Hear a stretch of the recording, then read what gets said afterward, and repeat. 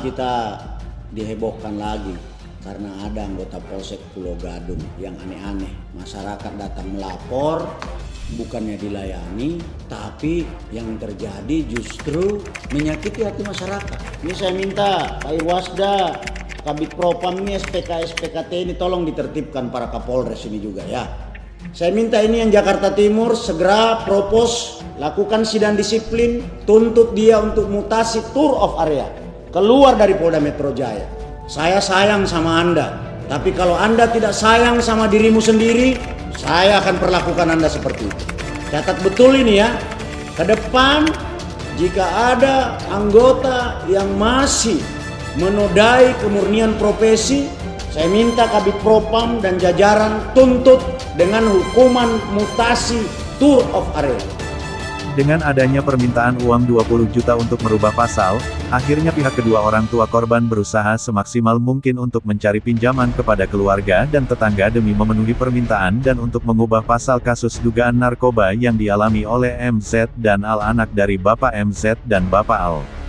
Namun karena masih belum ada kepastian setelah memberikan uang sebesar 20 juta terhadap Oknum HB Kepolisian Arjasa Kangean, akhirnya Bapak MZ dan Bapak Al menyampaikan kepada media, juga membenarkan bahwa telah memberikan uang 20 juta kepada Oknum HB Kepolisian Arjasa Kangean, juga dari Bapak Al memberikan kepada Oknum Polisi HB tersebut.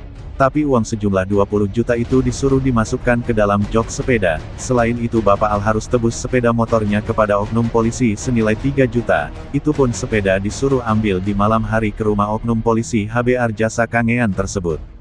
Harapan kedua orang tua korban, jika sikap Oknum kepolisian tersebut menyimpang dari tugas dan fungsi, meminta kepada pihak yang berwenang agar Oknum Polisi Arjasa Kangean tersebut diberikan tindakan yang sesuai, agar tidak ada lagi pemerasan di Pulau Arjasa Kangean.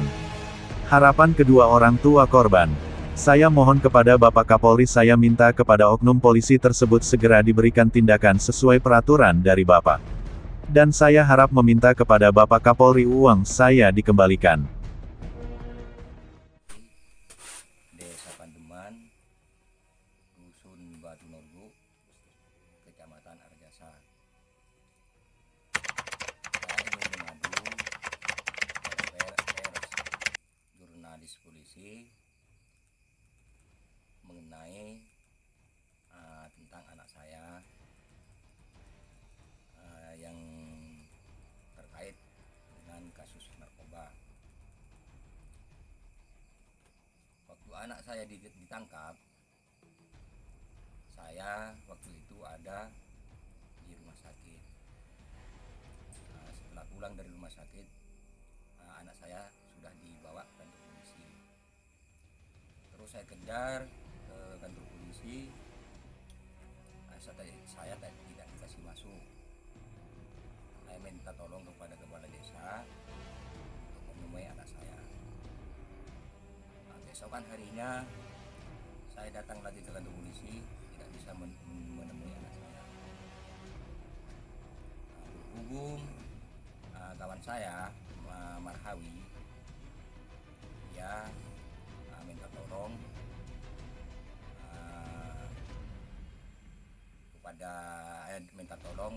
kepada kawannya, terus kawannya itu membawanya ke rumahnya Pak Bisri. Terus saya bertiga datang ke rumahnya Pak Bisri, Bapak Marhawi sama Ilu. Saya datang ke rumahnya Pak Bisri, saya minta tolong anak saya ini dilepaskan karena anak saya tidak bersalah. Karena anak saya waktu ditangkap barang bukti tidak ada sama sekali.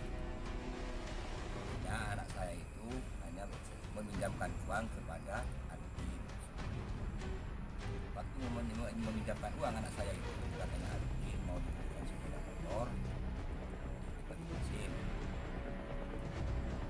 Terus itu saya minta tolong ke polisi membebaskan anak saya. Katanya Pak Bisri, kalau anak sampai dibebaskan Pak, kata orang Polsek, saya bisa bantu asal ada dukungan uang sebesar 20 juta. Waktu itu saya Marhawi berembuk. Pas itu Bang Marhawi itu sudah bilang sama Pak Rizky mau menerima. Pertama datang SP-nya dulu. Iya. SP-nya datang ke rumah pada jam 7.30. Itu tanya anak saya Alvin kemana. Saya bilang nggak ada, ke cari ikan. Habis itu 10 menit kemudian datang anak saya dari laut cari ikan. Datang lagi yang SP itu telepon ke saya. Habis itu sudah datang, saya bilang gitu kan, saya nggak tahu anunya ceritanya, karena anak saya tuh nggak pernah main, nggak liar istilahnya.